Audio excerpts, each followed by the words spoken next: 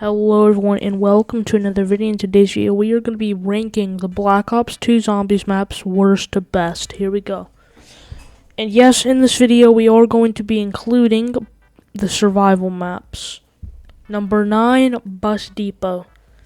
This map is just the Nocturne Toten of Black Ops 2 Zombies, except worse than Nocturne Toten. This map has nothing except the mystery box and Ray Gun Mark II. This map is also really hard because it has no perks or pack-a-punch, and the argument against this could be, but what if you want to play a bare-bones map? I'm playing Nocturne Toten World at War over this 10 out of 10, actually 9 out of 10 times, because sometimes Bus Depot is so bad that it can be fun if you have friends, but playing this map solo, I'm only ever going to play this map for video solo, or if I am really bored. Number 8, Farm. There's not much to say about these survival maps. This map's probably better than Bus Depot, but not by much. I mean, this map has the OG 4 perks, but no Pack-a-Punch, no special wonder weapons except the Ray Gun Mark II and Mark 1.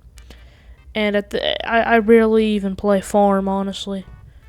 Die Ride. Number 7 is going to have to go to Die Ride. So now we're getting into the longer arguments, because literally within like a minute we just covered 2 maps, but now we have the actual maps of BO2. And yeah, I know there's a still town and Nuketown, but hold on.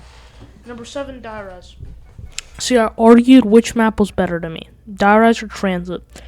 With no bias at all, Die Rise is probably better, but just from my personal opinion, Die Rise goes below Transit, because let me explain. Die Rise, when I'm playing it, it feels like just straight bad map. Transit's so bad that it ends up kind of being funny and good.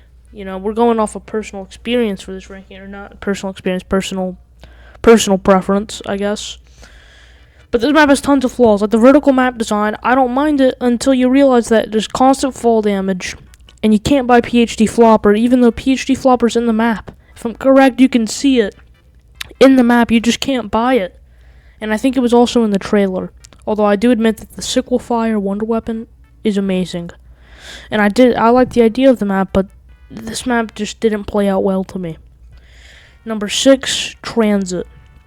This map has a list of issues, but before I list these issues, I want to say I know these issues make the map not crash. The problem was that this map was too ambitious for the Xbox 360 and PS3.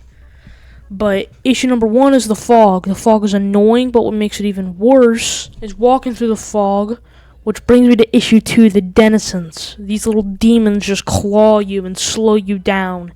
The amount of times I've missed the bus because of these little shits is too many, which brings me to issue 3, the bus. It's a very cool concept, you know, you drive around the map with the bus, but this would be way better if you could pay like 500 points for it to go, or even just activate it for free when you want it to go. Because I know that would allow a lot of trolling in certain matches, but it's better than it automatically going and you all miss the bus. And you know, building Pack-a-Punch with a little turbine and then making sure it didn't break. No, bro. But it can be fun because it's so bad.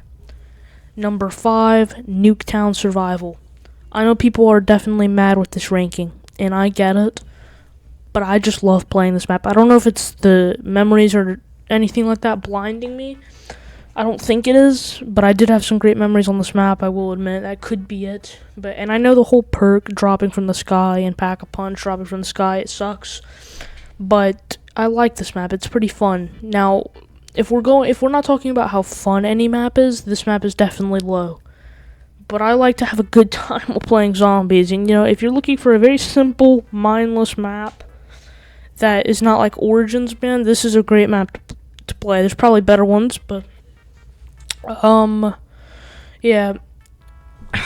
I would say this. I think the map would be even better if you had a setting you could turn on for the map if you wanted perks to automatically already be there, or the perk drops.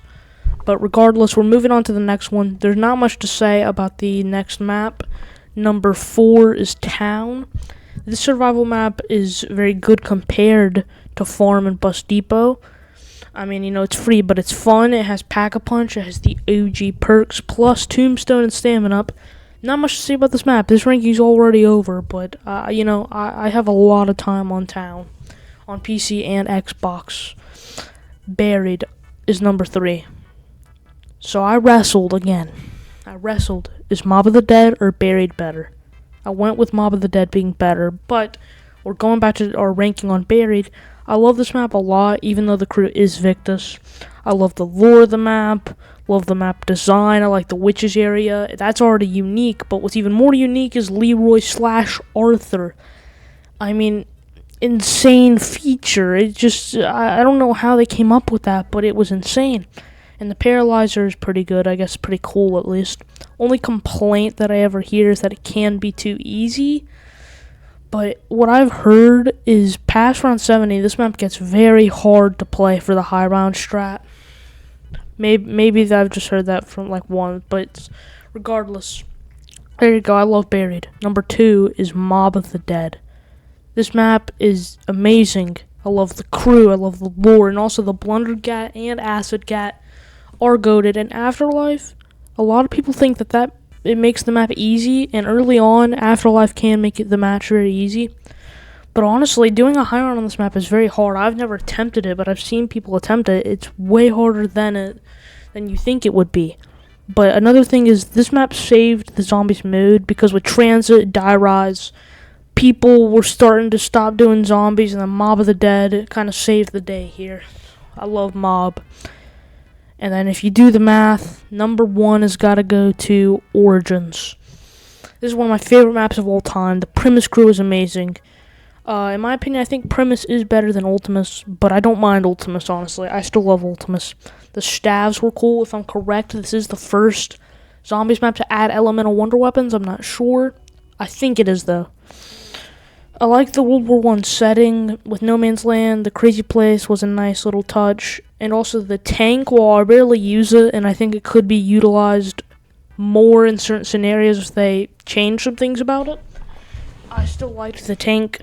My biggest complaint with the map is stuff to do, because it can be overwhelming when you first try the map and try to learn the map. But once you get into a rhythm of whatever staff you main, like build, you're probably good. But I do understand I'm not always playing Origins just because of all the stuff to do, but I'll see you all in the next video. I'm sorry if it was a little short, but I'll see you all in the next one.